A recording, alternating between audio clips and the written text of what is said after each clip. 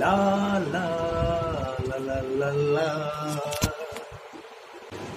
नमस्कार नमस्कार नमस्कार, मैं रंजित कुमार आप सबों का हार्दिक अभिनंदन करता हूँ मेरे इस यूट्यूब चैनल में, जिसका नाम है फास्ट रिवीजन सीरीज।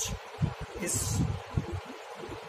जबरदस्त वीडियो में मैं आप सबों को यूपीएससी से संबंधित कुछ महत्वपूर्ण बातें स्पष्ट करना चाहूँगा।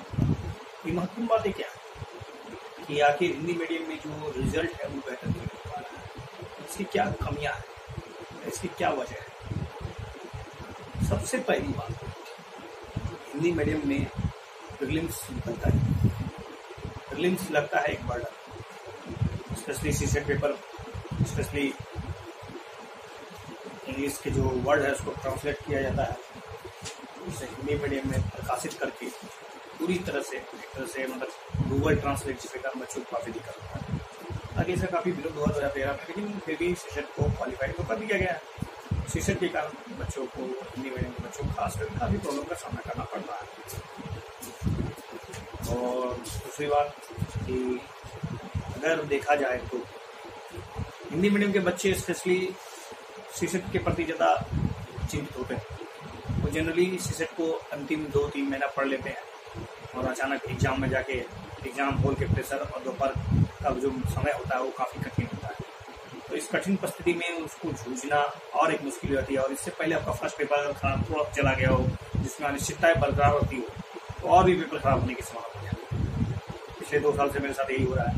तो मैं निश्चित रूप से कहूँगा कि सीसेट पेपर को इग्नोर करना मेरे लिए बहुत बड़ी बात है। खुद एक हिंदी मीडियम का स्टूडेंट, लेकिन मुझे उम्मीद है कि इस सीसेट को हल करने का सिंपल तरीका है। आप 6-7 महीना रेगुलर आधे घंटे का समय दीजिएगा, तो आपको लगभग कुछ जो पास मार्क्स है वो लगभग 40% का आप लगभग बना देंगे, इतना तय है। जहाँ तक रही बात प्रीलिम्स के सीसेट जीएस पेपर 1 का, उसमें सफलता लगभग उसको कंसेप्चुअल कंसेप्ट तो बहुत अच्छी होती है।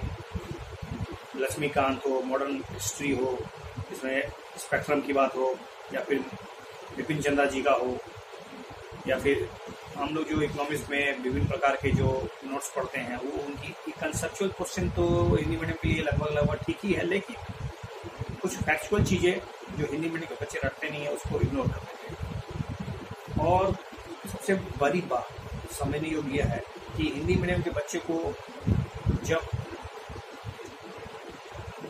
जीएस पेपर के विभिन्न प्रश्नों को समझना होता है तो वो उसको थोड़ा सा जरूरत से ज़्यादा डीप एनालिसिस करने लगते हैं, जिसके कारण उसको रीड बिटवीन द लाइन्स करते हैं और बाल की खाल निकालने के चक्कर में जो इजी प्रश्न होता है उसको भी वो गलत कर देते हैं। ये भी मैंने अपने अनुभव से सीखा है कि अगर आपको डीप नॉलेज हो जाए किसी विषय में, जिसमें हम लोग को नहीं होना चाहिए था, क्योंकि आपको यहाँ पीएचडी नहीं करना है। आपने पीएचडी कर लिया तो आपको जो सिंपल प्रश्न भी होगा कि वो कंसेप्चुअल क्वेश्चन सिंपल पूछा है, लेकिन आप उसमें अपना अधिक दिमाग लगा लेते हैं, जिससे कारण वो प्रश्न गलत हो जाता है। ये भी एक बड़ा बर्डन है। तो मेरे ख्याल से अगर देखा जाए तो ओवरऑल हिंदी मीडियम का रिजल्ट बनने का एक महत्वपूर्ण कारण अगर रहेगा आने वाले समय में, तो एक सीसेट पेपर और दूसरा प्रीलिम्स क्वालिफाई करना। अगर prelims qualify, number of students in prelims will be succeed, definitely result will be better, because you know about that कि इंग्लिश मीडियम के स्टूडेंट जनरली प्रीलिम्स को क्वालिफाई करने में आगे है।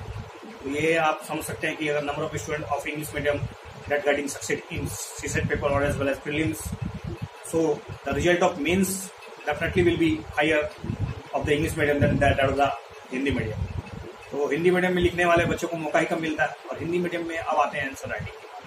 तो ऐसा माना गया है कि English medium is something important, something well manner checked. Most of the teacher or most of the invigilators are mentally prepared about English, but don't know.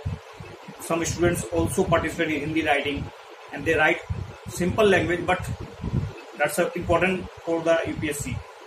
और ये बहुत important है कि हिंदी मीडियम के बच्चों को एक धारणा बन गई है कि इंग्लिश में लिखने से, इंग्लिश में बोलने से या इंग्लिश में समझने से अच्छी होगी, लेकिन जिसके कारण वो हिंदी को भी ठीक से नहीं कर पाते। दूसरी बात है कि हिंदी मीडियम में साधन जो मटेरियल जो अच्छे मटेरियल है वो मतलब अच्छे खासे अवेलेबल नहीं है, बुक में तो अवेलेबल ही नहीं है। लेकिन इंग्लिश मीडियम में कहें तो बहुत सारे चैनल्स हैं जो इंग्लिश मीडियम में बहुत ही अच्छा फ्री कोचिंग प्रोवाइड कर रहे हैं। सो इसका भी एक बहुत बड़ा स्टॉक मिलता है। दूसरी बात, इंग्लिश में राइटिंग स्किल जो होता है वो थोड़ा सा बेहतर माना जाता है, और इंग्लिश को एक तरह से बुलेट्स पॉइंट में लिखना कंपेरेटिवली इजी होता है देन हिंदी। सो ये सब पॉइंट्स हैं, और समझने योग्य बात है कि अगर आपका मेंस बहुत ही बेहतर चला जाता है तो आपको डेफिनेटली कोई नहीं कर सकता है।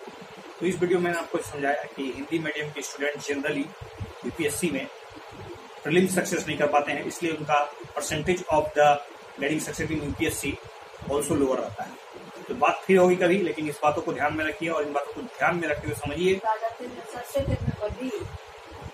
कि ये चलेगा तो ये जारी रहेगा, लेकिन अगर ये बाधा टूटा तो डेफिनेटली हिंदी मीडियम के स्टूडेंट अच्छे करेंगे, और मुझे भी उम्मीद है कि मैं भी जरूर करूँगा।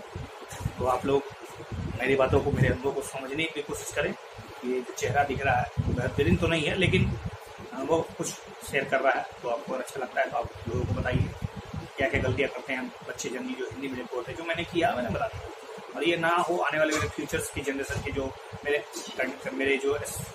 देश के बेहतर यूपीएससी कैडेट हो सकते हैं। तो ये सब जो हिंदी मीडियम के स्टूडेंट हैं जो लाइक है यूपीएससी में कूद जाएं और उसको बेहतर तरीका तैयारी करें। और सबसे इम्पोर्टेंट बात मैं बताता हूँ कि कोचिंग तभी ज्वाइन कीजिए जब आपको बेसिक नॉलेज लगभग हो जाए, वरना आपके पास के जो प्रश्न रहेंगे वो मन में ही रह जाते हैं, आप प्रश्न शिक्षक से पूछ ही नहीं पाते, क्योंकि आपके अंदर प्रश्न का जो क्रिएशन है, जो एबिलिटी है, जो थिंकिंग है, तो जो एनालिसिस करने की जो मतलब गुणवत्ता है, वो 1-1.5 साल बाद डेवलप होता है। आप कहेंगे कि बहुत से टॉपर है जो एक ही बार में टॉप कर जाते हैं, ऐसा बिल्कुल नहीं होता है। लगभग रेस्ट ऑफ द रेस्ट वो बहुत ही मतलब क्या बोलते हैं उसको, सुई जो है ना, मतलब सूखे घास में सुई ढूंढने के बराबर ऐसे लोग होते हैं जो कहते हैं कि एक बार में हो गया, एक ही बार में उन्हें निकाल लिया। ठीक है, अच्छी बात है, that's I salute them, but unfortunately most of the students generally mistakes नहीं करते हैं। मैंने भी किया, मैंने भी 2.5 लाख 3 लाख डुबा दिया क्या, मैंने बहुत कुछ सीख नहीं पाया, क्योंकि आफ्टर 2 साल 1.5 साल बाद आपको अब पता चलता है किस तरह के प्रश्न होंगे तो कैसे बनाएंगे, किस तरह के प्रश्न होंगे तो इसका हल क्या होगा। ये सब आपको 1.5 साल 2 साल बाद अनुभव होता है। इसलिए आप अच्छे तरह से प्रिपेयर कर लीजिए पहले।